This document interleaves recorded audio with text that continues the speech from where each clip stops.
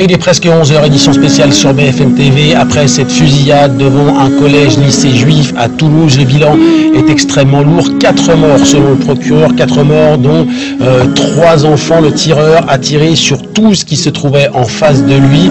Propos également du procureur de la République de Toulouse.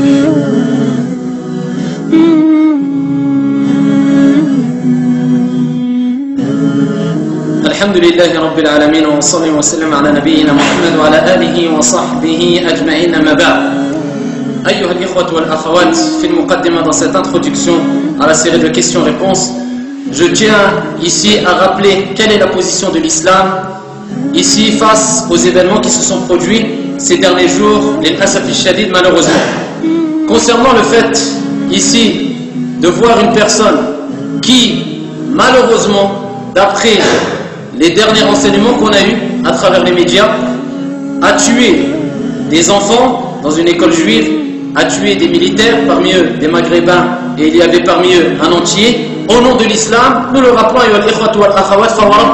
par le Seigneur de la Kaaba, ça n'a rien à voir avec l'islam. Car ça s'appelle du désordre sur la terre.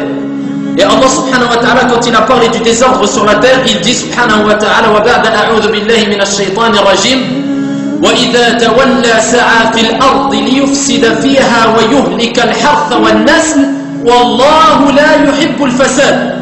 Et dès qu'il tourne le dos, il parcourt la terre pour y semer le désordre et détruire culture et bétail.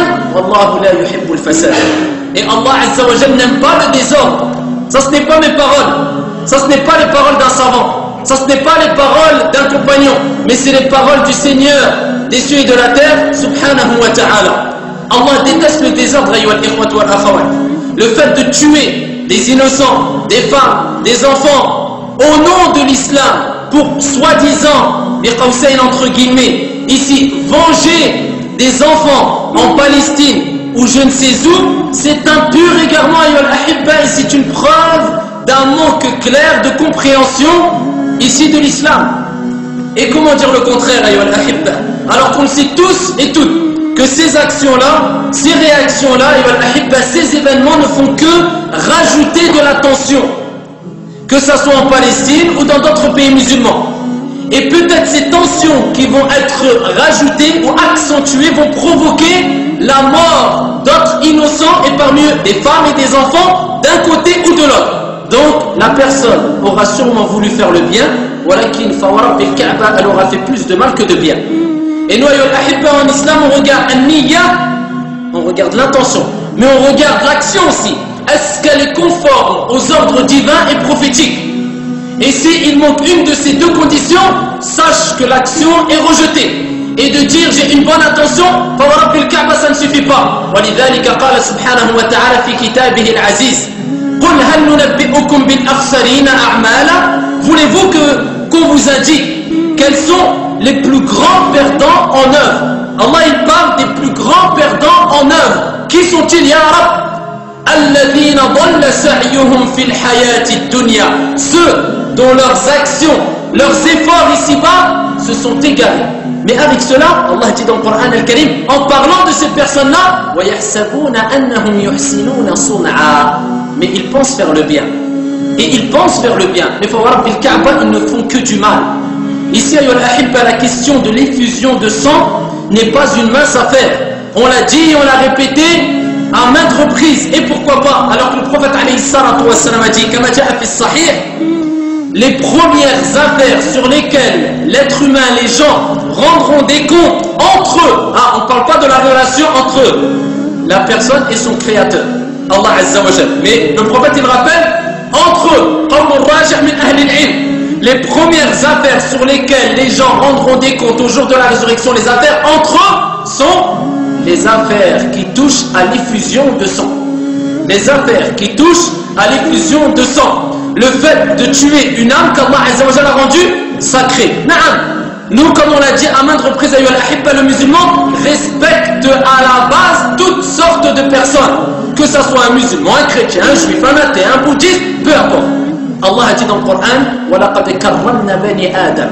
On a certes honoré l'enfant d'Adam. L'être humain, il a été honoré. Et Allah Azza wa Jalla dit dans le Coran al-Karim, quand il parle de Ibadur Rahman, les serviteurs du miséricordieux. وَالَّذِينَ لَا يَقْتُلُونَ النَّفْسَ الَّتِي حَرَّمَ اللَّهُ. Allah Azza wa Jalla, il rappelle que l'âme a été rendue sacrée par Allah Azza wa Jalla. Et il ne tue pas une âme qu'Allah a rendue sacrée. Ça c'est Allah subhanahu wa ta'ala qui le dit dans le Coran al-Karim. Veux-tu entendre les paroles du prophète Mohammed alayhi salatu wa salam? رواه الإمام البخاري رحمه الله تعالى قال المصطفى عليه الصلاة والسلام من قتل معاهدا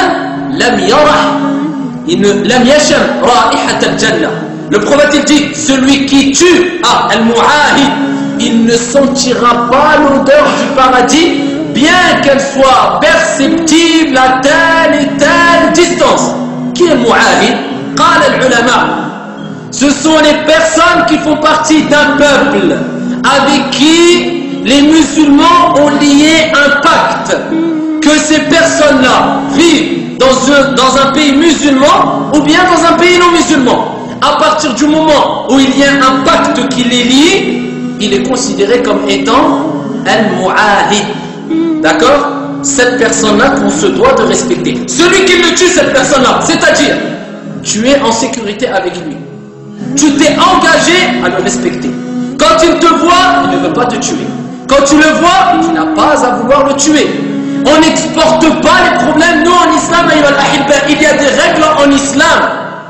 Et on ne se venge pas en suivant nos passions ou au nom de l'islam, alors que ça n'a rien à voir avec l'islam. Cette religion, c'est pas ta religion. C'est la religion d'Allah. Donc c'est pas ta religion, tu fais ce que Allah et le prophète t'ont ordonné de faire, pas ce que tes passions et tes plaisirs et ta mauvaise compréhension t'a poussé à vouloir faire. Ici c'est la religion d'Allah Azza wa Jal. Et Allah le dit dans le Coran, si Allah avait voulu, il aurait guidé tous les êtres humains sur la surface de la terre. Est-ce que c'est à toi d'imposer aux gens de croire ou de ne pas croire, ou d'imposer des choses qui sont contraires à la religion? La ikraha fi din. Il n'y a pas de contrainte en religion. Al-mu'ahid ya ibadallah, celui avec qui tu vis en sécurité, alors qu'il y a un pacte qui est lié entre vous. Ici il y a eu un accord entre vous. Tu es rentré dans un pays non musulman, ou le non musulman est rentré dans un pays musulman, il est en sécurité. Ici vous avez cité ou vous avez appliqué ou mis en place un pacte entre vous. Ici, pourquoi tu veux lui faire du mal? Qui t'a donné une preuve ici venant du Coran et de la Sunna pour justifier cet acte qui est le fait de vouloir le tuer? Ça c'est du dhulm ayyuhal ahibba. Ça c'est de l'injustice. Et le prophète alayhi salatu wa salam a interdit l'injustice, que ça soit envers un juif, ou un chrétien, ou un athée, ou un bouddhiste, ou un musulman, ou même un animal. Même un chien, tu n'as pas le droit d'être injuste envers un chien. Pourquoi? Car le prophète alayhi salatu wa salam l'a dit, l'injustice se transformera en ténèbres au jour de la résurrection. Donc je tiens à rappeler ayyuhal ahibba que ces actions-là, peu importe qui les fait, le fait de tuer des enfants dans une école juive, ou alors dans une école catholique, ou bien dans une école musulmane, ou bien de tuer ici n'importe quelle personne de la manière qu'on a vu ces jours-ci, ici on ne cautionne pas cette action, que ce soit un musulman ou non musulman qui les fasse. Et si c'est un musulman, et il s'avère que c'est bien confirmé que c'est un musulman, et bien c'est encore plus triste. Parce que ça ne va rajouter que quoi? Que tension, amalgame, mauvaise image.